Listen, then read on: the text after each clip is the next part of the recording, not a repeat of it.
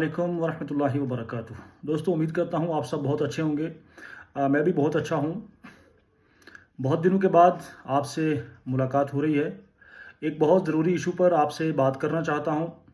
अगर मेरी बात आपको पसंद आए तो इसको आगे ज़रूर शेयर करें और इस ज़िला के जितने बड़े ऑफिसर हैं, डिप्टी कमिश्नर से लेकर तमाम लोगों तक पहुँचाने की कोशिश करें। मैं अभी बाज़ार से अपने घर की तरफ आ रहा था, तो यूँ ही मैं किला के पास पहुँचा जो हमारे पूंछ की शान है। किला मशहूर इमारत है जिसको आप सब जानते हैं, बहुत पुरानी इमारत है जिसके अंदर हमारे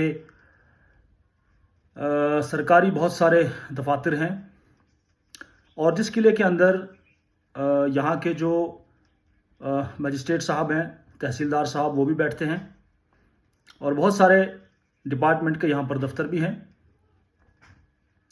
उसी किले के बिल्कुल ठीक सामने इतनी गंदगी मैंने देखी, इतना बुरा हाल मैंने देखा। यूं ही मैं वहाँ से गुजरा तो अचानक एक बहुत ख़तरनाक तरह की स्मेल आई। तो मैंने दाएं बाएं नज़र मारी कि भाई क्या मसला है, यहाँ पर कोई चीज़ मरी हुई है, क्या मामला है। तो जब मैंने नज़र मारी तो वहाँ पर इतनी गंदगी, इतना कूड़े का ढेर। ये वीडियो यहाँ पर चल रही है, आप देखें इसको। मैं हैरान हुआ देख कर कि बिल्कुल तहसीलदार साहब की नाक के नीचे, उनकी आंखों के सामने इतनी गंदगी पड़ी हुई है। मैं समझ नहीं पा रहा हूँ कि वो किस तरह इस ऑफिस में बैठते हैं, किस तरह यहाँ लोगों के साथ डीलिंग करते हैं और क्यों नहीं इसका नोटिस लिया, क्यों नहीं इसका संज्ञान लिया। जो यहाँ की जो म्यूनसिपलिटी के जो लोग हैं उन्हें क्यों नहीं कहा कि भाई इसकी रोज़ाना सफाई करें।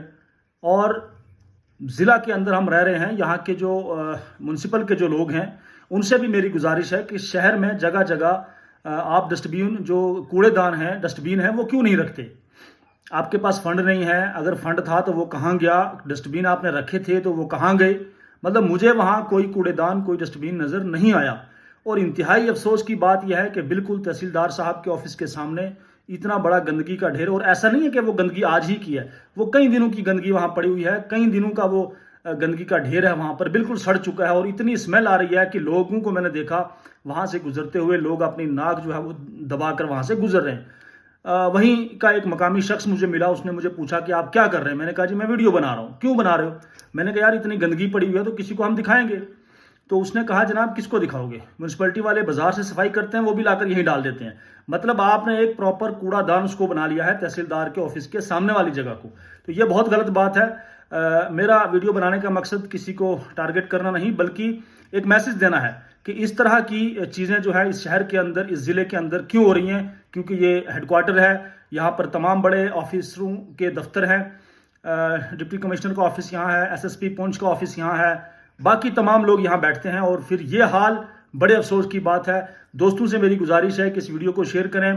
तहसीलदार साहब से मेरी गुजारिश है कि कल सुबह आप जब ऑफिस में आएँ तो प्लीज़ बराए मेहरबानी सारे काम छोड़कर इसका नोटिस लें और जो हजरात यहाँ पर सफाई कर्मचारी जो है उन्हें बुलाकर और इसको जो है इसकी जो है वो सफाई करवाई जाए। बहुत शुक्रिया। अल्लाह हाफिज़।